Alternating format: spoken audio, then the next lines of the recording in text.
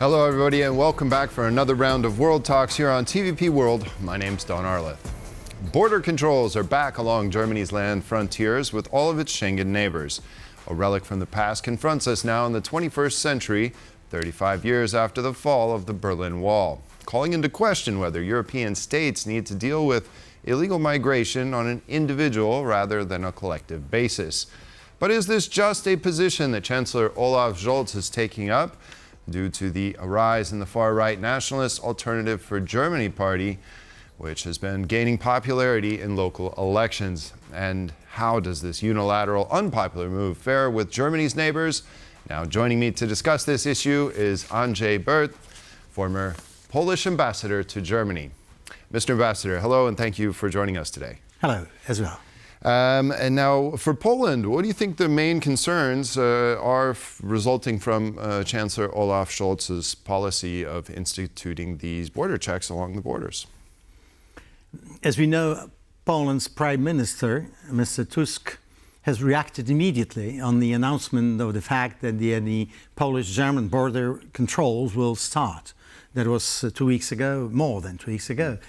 But in the meantime, as we know, Germany has already introduced certain restrictions at the borders, not only of Poland, but also between Germany and Austria, Switzerland, Czech Republic, and therefore we were first to experience certain limitations which are results of that. In the meantime, however, they were relatively relaxed. Myself, I've been going across the border twice, and there was no problem whatsoever. But since the introduction of these much stringent controls, it has produced certain bottlenecks, particularly for big lines of trucks. We have to remind our brains and minds that this axis, west-east, is the most frequented axis, transport axis for the European logistics.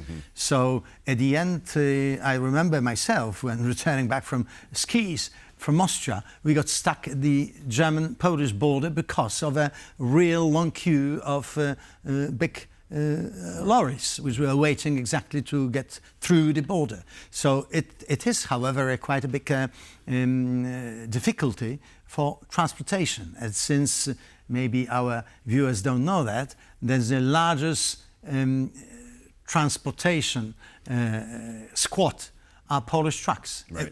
Entire European Union. So transferring from one side of European Union to the other one side, we are really touched by these restrictions. Do you think this is costing Polish businesses well, of course, not only Polish, but also German and our Western neighbors, so say Western Europeans, because I would say, intensity of transport within the European Union, thanks to the Schengen Agreement and the open of the entire transportation area, has made the possibility and facilitated the relations. And we've got used to that, not only we, Poles, but also French, Portuguese, Dutch, whoever else.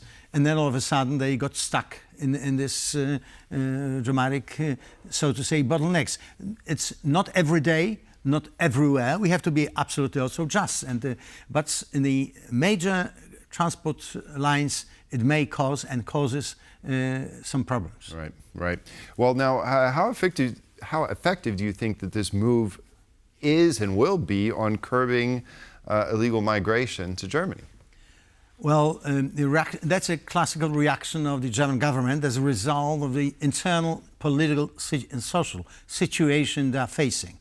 There was an increasing criminality, internal criminality, and Germans, for the first time, have to admit that those who are responsible for different criminal charges are over-proportionally those who immigrated to Germany. There's not a direct... Are they the ones that are just going to Germany now, or are they the ones that are already present? No. Well, that's a mix. Although those who have been present, but we are facing a different situation as, let's say, 15 or 20 years ago. Now the world where the history hasn't stopped, as one of the good American thinkers predicted once after the collapse of the Soviet Union, has produced a number of tensions worldwide. And as a result of that, a number of new wars, new conflicts have arisen worldwide, and as a result of that, a number of people try to save their lives and welfare and are leaving their countries, trying to seek a new home. Often it's the European Union. Why? Because of the level of development, but also of a quite extensive and well-developed scheme of social support. So, since very many of their predecessors have already emigrated to Germany, Netherlands, early also to Great Britain, when Great Britain was part of the European Union, and France and Italy. So they've got, so to say, their pied-à-terre, their predecessors who can then help land back there. And it creates an extra attraction for them, whether to, so they decide to go also from the point of view of geographical locality, proximity. It's much easier for them to go from Africa and Middle East to Europe than, say, to the United States or Brazil. Or Australia.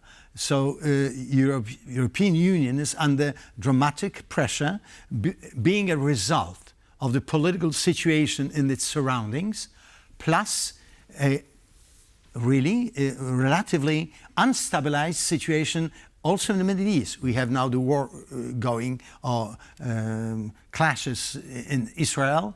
We have also unstable situation in Lebanon, in Syria. And then if you look around, the aggression of Russia on Ukraine creates extra, being a test, by the way, for all the other democratic countries and vis-à-vis the attacking or aggressing autocracies of the entire world, which are observing this scene. Who will win? And as a result, they say, we have to fly away to safer places. The Asylum Pact was supposed to solve the issues with migration in Europe. Is this now in jeopardy, do you think? Are we at an inflection point, a new inflection point? Well, it will have to be, it has to be probably, once again, thought over and probably adjusted to today's situation. It's a unique situation. We haven't been, since the Second World War, Europe has never been in such circumstances, and therefore we have to probably adjust it to the new realities. Okay, Andrzej Byrt, former Polish ambassador Polish ambassador to Germany. Thank you very much for joining me today. I appreciate your thoughts on this matter. And that concludes this edition of World Talks. Thank you for joining us, and stay with us for more here on TVP World.